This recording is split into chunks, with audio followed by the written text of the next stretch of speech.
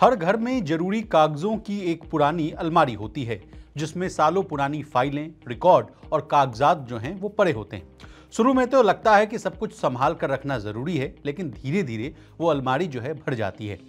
तब आप क्या करते हैं? उसकी सफाई करते हैं, उसकी छटाई करते हैं। किस कागज की जरूरत है, किसकी नहीं है। किसी कागज की तो 8 से 10 कॉपियां ही जगह घेरे होती हैं। ऐसे में जब सफाई होती है तब ये सारे कागज हट जाते हैं और बचते हैं सिर्फ जरूरी कागजात यानी डॉक्यूमेंट्स। अब रिजर्व बैंक ऑफ इंडिया भी कुछ ऐसा ही करने जा रहा है। सालों से आरबीआई ने बैंकों और दूसरी फाइनेंशियल बॉडीज को करीब 9000 अलग अलग सर्कुलर्स और नोटिफिकेशंस जारी किए थे।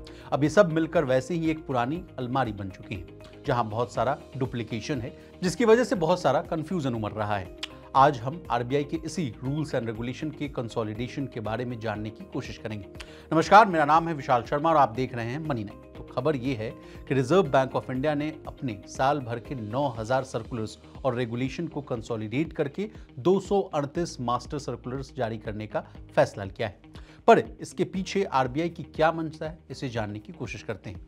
तो आरबीआई का मानना है कि इन 9000 अलग अलग कानूनों में कई या तो रेपिटेशन है या फिर आपस में कॉन्ट्राडिक्शन है। ऐसे में आरबीआई इन सबको कंसोलिडेट करके 238 ऐसे मास्टर सर्कुलर्स में बदलने जा रहा है जो कि पूरे बैंकिंग सिस्टम को और सिंप्लीफाई, इफिशिएंट और ट्रांसपेरेंट बना रहा है। अब सवाल है कि ये नए मास्टर सर्कुलर्स किन किन फाइनेंशियल बॉडीज पर लागू होंगे। तो आपको बता दें कि ये नया सिस्टम उन सभी एंटिटीज को कवर करेगा जिसे आरबीआई रेगुलेट करती है।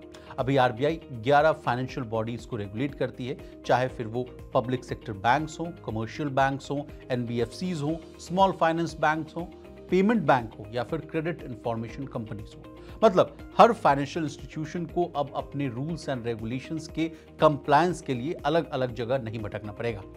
अब इसका एक जो मतलब निकाला जा रहा है वो ये है कि अब इन सारी अलग अलग फाइनेंशियल इंस्टीट्यूशंस के एक जैसे नॉर्म्स होंगे। यानी इसके लागू होने के बाद रूल्स का सिंप्लीफिकेशन तो होगा ही, पर इसके साथ ही अब एक यूनिफॉर्मिटी और सेंट्रलाइजेशन भी आपको अक्रॉस द फाइनेंशियल इंस्टीट्यूशंस देखने को मिल सकता है। इसके अलावा ये हर मास्टर सर्कुलर एक पार्टिकुलर टॉपिक या कैटेगरी को कवर करेगी, जैसे कमर्शियल बैंक्स के लिए क्या रूल्स होंगे, ब्रांच ऑथराइजेशन के लिए क्या रूल्स होंगे, सारे कैपिटल एडिक्वेसी नॉर्म्स या स्मॉल फाइनेंस बैंक्स के लिए क्या रूल्स होंगे। ऐसे सारे अलग अलग बातों के लिए एक अलग अलग मास्टर सर्कुलर होगा। इस कंसोलिडेशन का सबसे बड़ा फायदा क्या और किसे होगा? सबसे पहली बात यह है कि एक तो इसकी वजह से कंप्लायंस जो है आसान हो जाएगा। इसके अलावा बैंक्स और फाइनेंशियल इंस्टीट्यूशंस को भी नए रूल्स को समझने में काफी आसानी होगी। दूसरा, पुरानी और रिडंडेंट गाइडलाइंस के हटने से जो रेगुलेटरी बर्डन है वो भी कम होगा, जिससे ट्रांसपेरेंसी भी बढ़ेगी, क्योंकि सब कुछ एक ही जगह मिलेगा, जिससे आरबीआई को इन रूल्स को इन्फोर्स कराने और इसकी मॉनिटरिंग कराने में दोनों में ही आसानी होगी। 10 नवंबर 2025 तक आरबीआई ने इसके ड्राफ्ट डॉक्यूमेंट को पब्लिक फीडबैक के लिए ओपन रखा है, यानी तब तक जनता और बाकी स्टेक होल्डर्स जो है इस पर अपने व्यूज शेयर कर सकते हैं। इस पूरे प्रोसेस के पीछे रेगुलेशंस रिव्यू अथॉरिटी की रिकमेंडेशंस भी है, जिन्होंने पहले ही कई आउटडेटेड जो है सर्कुलर्स विड्रॉ करने की सलाह दी थी।